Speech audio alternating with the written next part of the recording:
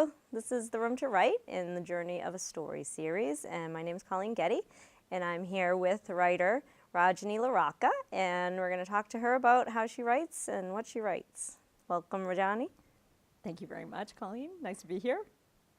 And we usually start out by sort of just getting a picture of, if you want to sort of paint a picture for us, what does you writing look like, sound like, et cetera, et cetera. So me writing, I almost always write on my laptop, but sometimes I write on my phone.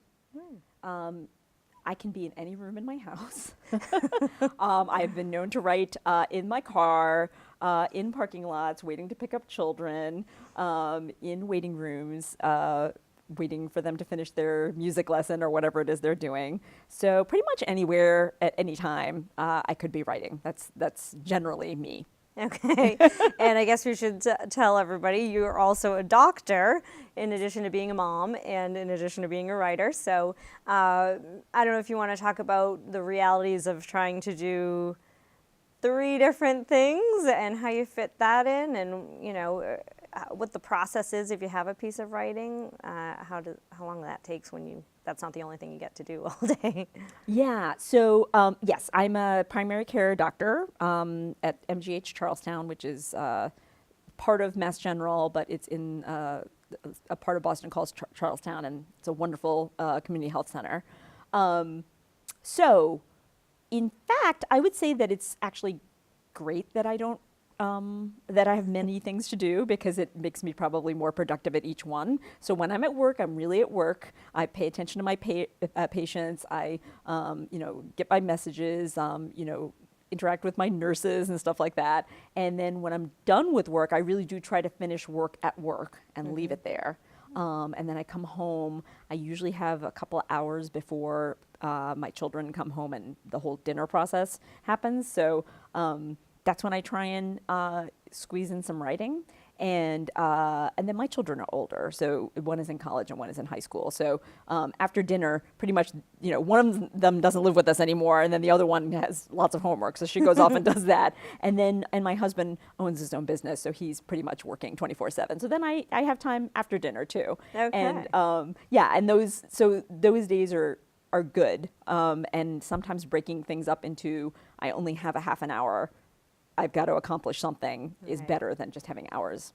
Right. Yeah. And so you have Midsummer Mayhem, which is coming out soon in June. Yes, is it? June 4th. And that's a middle grade novel. Do you want to talk a little bit about, where do all of a sudden you're a doctor, you're a mom, and now you're a writer? So how does that sort of happen? Has that been your whole life?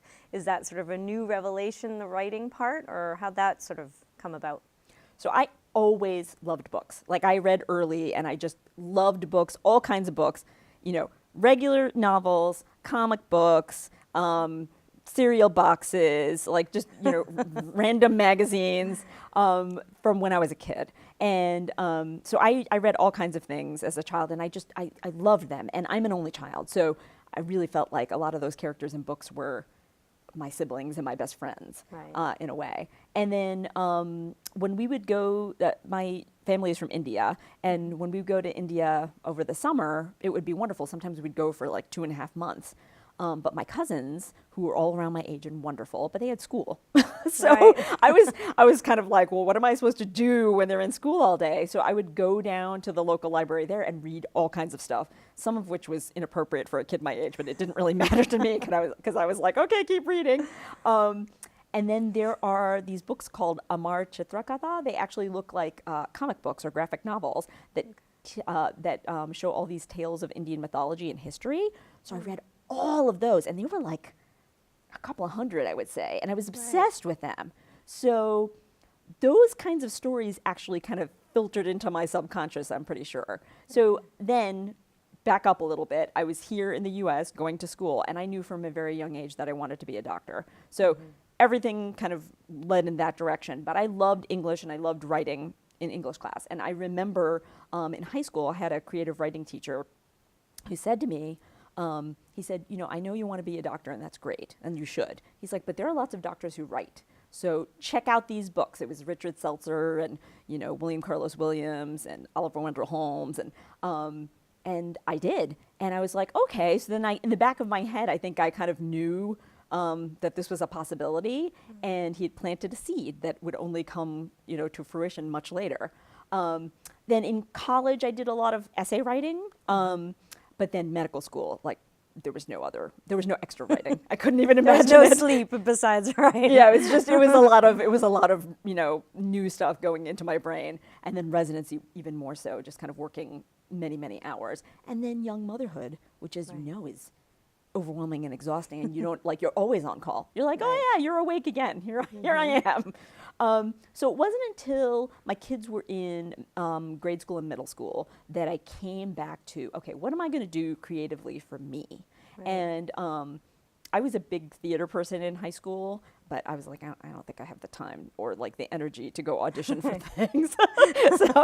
So I said, why don't I just take some writing classes? And so I started with some online classes through writers.com, and they were wonderful. And then I kind of focused in on, I think I want to write for kids because those were the most memorable books for me, were the ones that I read as a kid. Right. So then I found some local classes at Grub Street, and that just set it all off, because not only were the classes really interesting and kind of showed me the possibilities of what you could do with writing, but I met people, and then we formed a critique group, and then I had people who were waiting for me to tell them the next part of the story. Okay. And so that was really the spark. And so, I mean, I think that is sort of amazing in this day and age where you're supposed to be doing everything online and, not in person. I don't know if you want to talk a little bit about the importance of actually connecting with other people and sort of almost work in that the creativity, like you talked about, you're a doctor and a mom, and then there's sort of this, and I don't know if it's every single person in the world, but I know for me, and it sounds like for you and a lot of creative people, it's like there's just this sort of gnawing that happens that you need to, there's some other way to express yourself. So I don't know if you can sort of form all that into a few thoughts for us, but yeah, I mean, I guess what I would say is that for both of my careers, for medicine and for writing, to me it is all about human connection. And I'm a primary care doctor, so I'm like everybody's mother. So basically, I mean, but what I'm saying is that when people come in and they talk to me, that is to me, that is a sacred time, right? Somebody comes in and trusts you with whatever is on their mind, and you just sit there and listen. And it may not, I mean, we don't have very much time, but that is a connection that is so meaningful to me. So similarly, when I started writing, I whether or not the writing was good was never really kind of the question for me. The question was, how do I share it with people and then get better at it? So the in-person stuff was always very, very exciting for me. And then when you make friends that you trust, because they're you've seen their writing and you think it's wonderful and it's completely different from yours, then you can share in a way that is also meaningful, because they will appreciate what they think is good, and then they will give you suggestions for how to make it better. And that is also sacred to me, because it's in a way, when we write, we're bearing our souls, right, in a way that we wouldn't otherwise do. You probably wouldn't strike up a conversation about some of the things that we write about just with a random stranger on the street. Right. But yeah, so for me, it is all about connection. So the in-person stuff is very, very exciting to me. Right. And so in going back to your personal journey, and you're talking about going over to India and connecting with your culture and those stories, and how important is it for you as a woman of color to be able to share those stories and work that magic into your writing in a personal way? And how important was it for you as a reader, as a young girl, to see people that were from your culture and that you could identify with? And I mean, I think we talk about that a lot these days and how important that is. And so maybe you want to talk a little bit about that too. Yeah, I mean, when I was a kid growing up in the 70s and the 80s, I grew up in Kentucky. There were some Indian people in town, I mean, that we were really good friends with, but it wasn't like a huge community. And I will say that everything I read didn't have Indian people in it for the most part. And So I read lots and lots of books about people who weren't really like me, but that was fine as far as I was concerned, because I empathized with them. I related to those characters. I felt like they were me and I was them. So I think that the moral of that story is that anybody can read about anybody's story and feel like it is them. And that is part of the point of why we write, right? Is that we give insight into people's stories, and everyone can go along and have this adventure with this character and learn something from it. Because it's part of the human condition, right? But I will say that, and then I went to India and read all those stories, and and they were kind of like fantastical stories for the most part. Some of them were historical, but fantastical, and not really my reality either, but still very interesting and cool. And of course, they came with pictures, which was, like half the battle. But I will say, it wasn't until, and then I read, The Jewel and the Crown and A Passage to India and all those kinds of older books that were wonderful, but they weren't set in the US and they weren't set like in modern day. So they weren't exactly what my experience was either. It was not until I read Jhumpa Lahiri's work, Interpreter of Maladies, which was her first short story collection, and then The Namesake, that I was like, which is a novel, that I was like, okay, well, this is what it is actually like to be a South Asian immigrant here and have all these kinds of feelings and thoughts and doubts and, sense of wonder. And it was so beautiful. But that wasn't until I was an adult that I read that. So the answer is it's exciting to be able to share my perspective. And I wouldn't say that everything I think by definition, when you write, everything is from your perspective. So there's a little bit of you in everything that you write. And I think that one of my picture books that is going to be published in 2022, it's fiction, but it's a story about a girl and her grandmother, about going back to India and coming back here. And it's called I'll Go and Come Back. And it was based on my relationship with my grandmother. And I have to tell you, I always thought of it as like a little story, like that was just about me kind of personally and kind of the feelings that I had.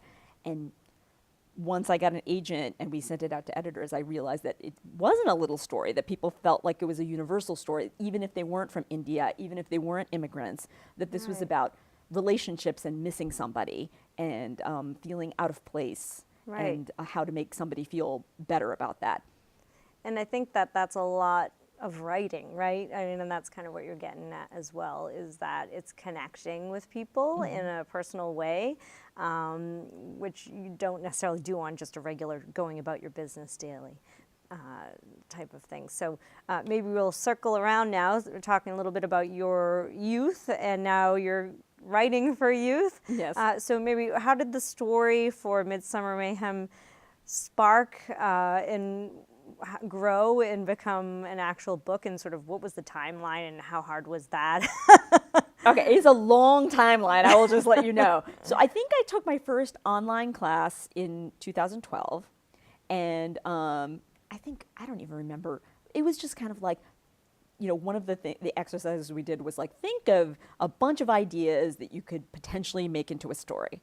So I just wrote down a random selection of things, and the thing that I kind of sparked this story was that when I was a kid, like my dad didn't travel very much, but when he did, sometimes he was gone for up to a week. And then he would come back, and I, with an overactive imagination, would think, what if the person who came back wasn't actually my dad, but somebody who looked exactly like him, and how would I know?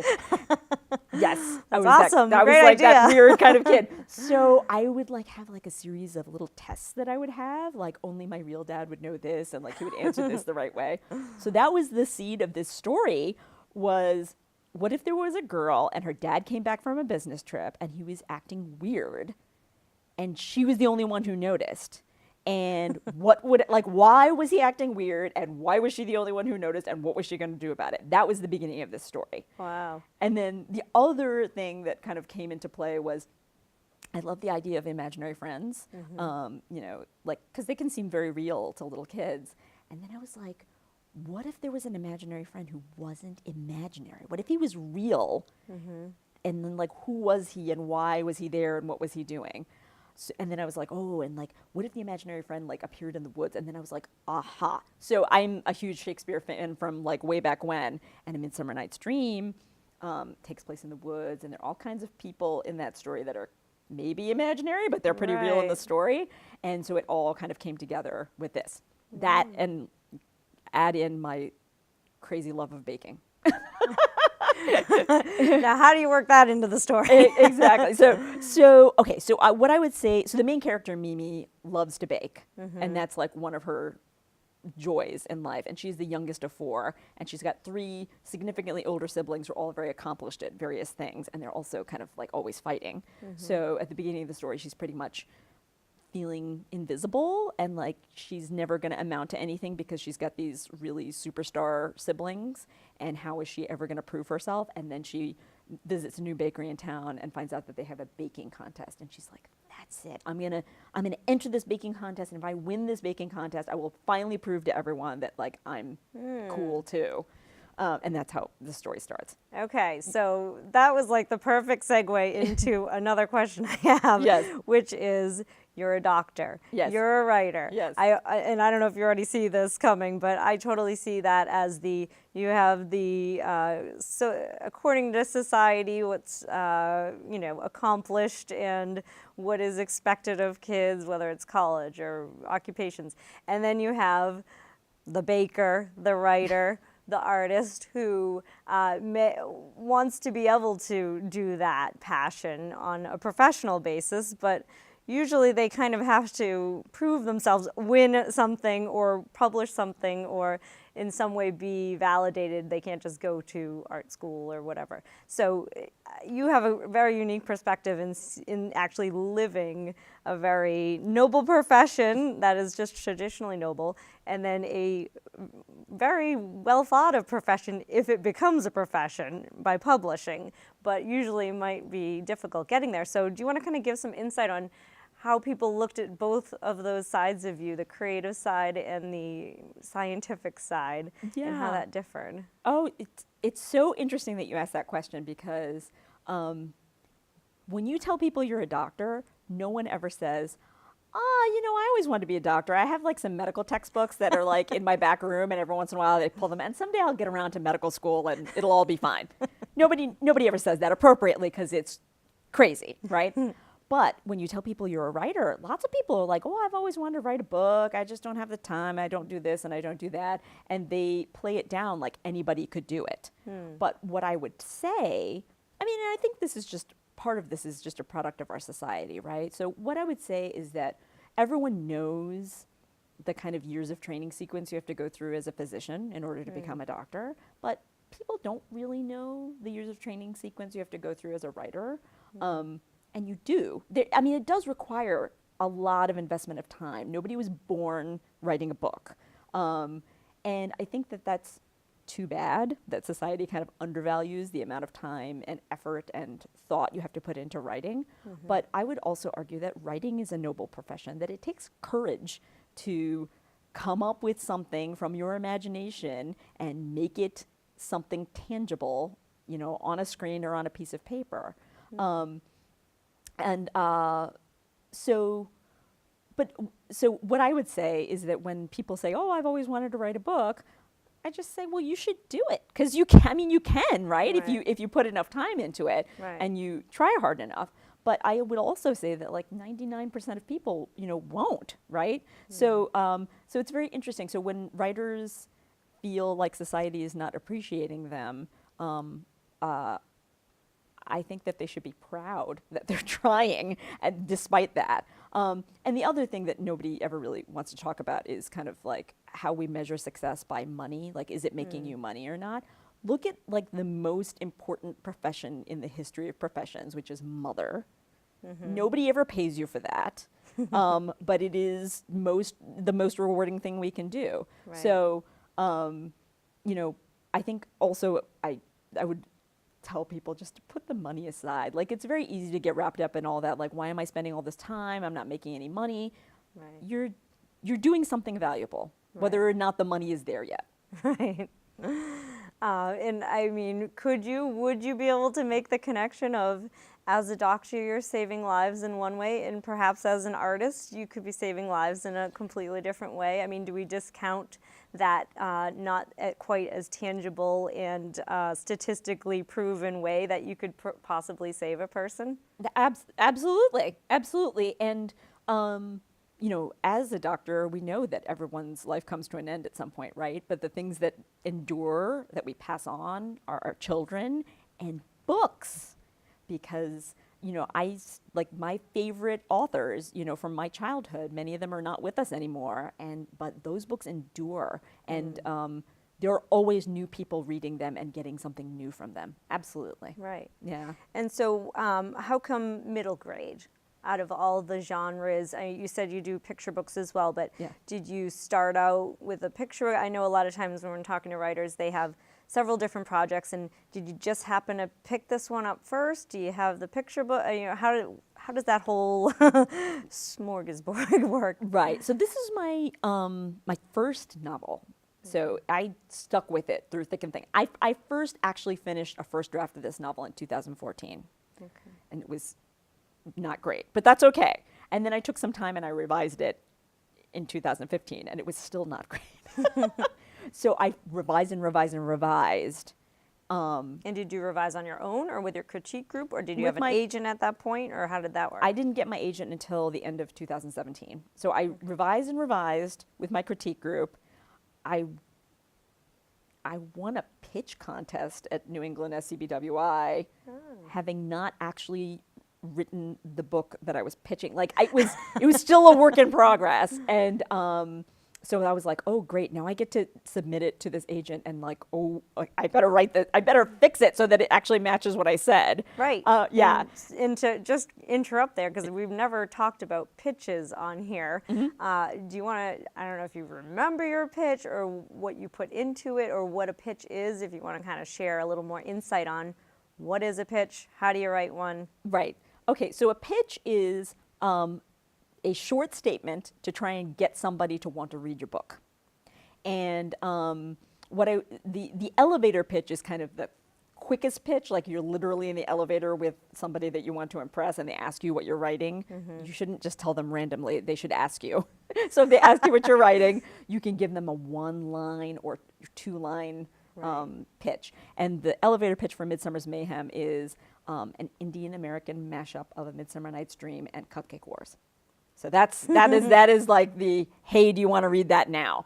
And then a kind of a longer version of a pitch is what you would put in your query letter. So when you're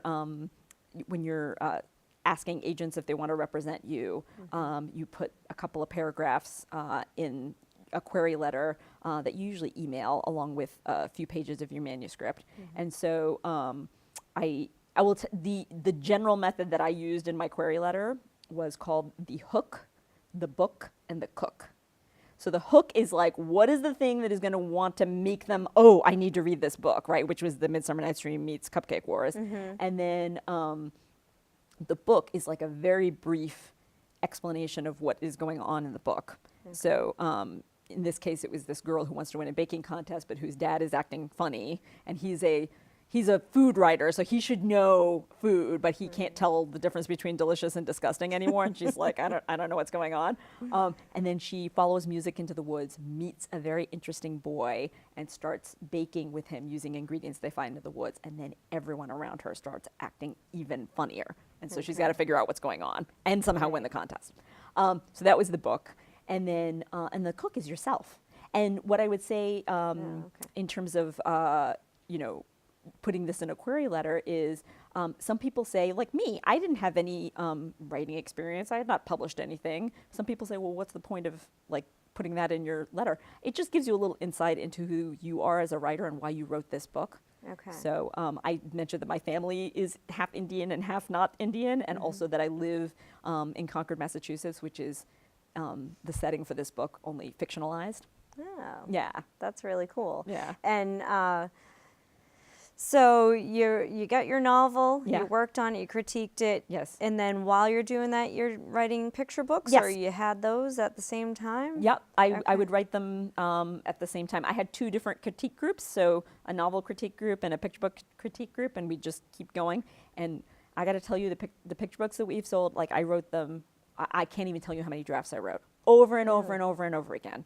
That's okay, because generally they're like 500 words, so that's okay. Like you can do that. But you know, and then more classes and more critiques with professionals, sometimes with agents and sometimes with editors, but also my critique group. And then you are able to hone it to the point where, okay, I think this is actually something that might be interesting to someone. But I'll also say that in the middle of all this, that just when you think something is done, you will get an agent, and the agent will be like, great, let's revise it like this. And you're like, okay. And then even after you sell your book, your editor is going to ask for revisions. Like nothing is ever perfect. All we can do is get it to as perfect as we can before we have to revise it for someone else. But Right. it's a wonderful process. And it's actually comforting to know that it literally doesn't have to be perfection. Right. And was that the original title? Yes, I think it always was Midsummer's Mayhem. I have to say that, like, for a long time, I just always referred to it as Mimi because that's the main character of the book. And so, like, in my, in my laptop, like, there are all these, like, Mimi with, like, a date after it. And I don't know if you guys, if you talk about, like, writing programs, like, software that people use. So I used Scrivener to, Okay. so I think it's called Literature and Latte is the company that makes it. It's a great program because it, you can put an entire novel in there and you can put it in chapters, and there's like a little like a cork board where you can have like a little index card with like a a quick summary of the chapter, and then you can switch around the chapters just very easily. You just drag Wow. them, as opposed to a giant Word document where you're like, I don't know where I am anymore and how am I Right. doing that. So that was very helpful for me in drafting novels. Does that cost money? Yeah, I think it's like, I mean, they sometimes have really good discounts, but it was like $40, like Okay. forever. Oh, Yeah. okay. Yeah. So that was very helpful to me. When I revise, I sometimes take it out of Scrivener and I put it into Word. It can export it to Word or anything that you want. Okay. And then just seeing it in a different font, in a different format, means that I had new eyes on it. So yeah, so I mean, one of the tricks I've learned about revision is that you need to somehow have fresh eyes. So sometimes that is time, so at least a few weeks Yep. of not looking at it. And sometimes it is like physically different. Like if you print it out or you print it, you read it in a different font, it can just give you a new perspective on your writing. And then of course, another human who's never read it before, that definitely is a different perspective. So yeah, sometimes you're so close to your writing because you've looked at it for so long that you have no perspective, and just doing a couple of things to change it up can be very helpful. Right. So I could talk for another hour with you. We never have enough time. But I usually like to try to close with if there's something sort of maybe you were hoping to mention or that you think might be an inspiration to writers, young, old, or otherwise. Pick whatever you'd like to tell them, and maybe something that was helpful to you to leave them with. Yeah, so what I would say is I would just reiterate that writing is an act of courage, and I would encourage people to keep doing it, and that even though most of the things that I write are fiction, the things that resonate the most with me and with other readers tend to have a kernel of truth. So when you tell your truth, but you tell it through fictional characters, I think that's when the magic happens. Ooh, love it. All right, well, thank you so much, Rajani, and I learned a lot about your book, but also just about the writing process, which is always interesting because everybody does so many different things, and it's nice to know there's no one way to do it. So if you'd like to view any of these interviews, and if you are an author and you'd like to be interviewed, go to www.theroomtowrite.org, and thank you, Rajani. Thank you.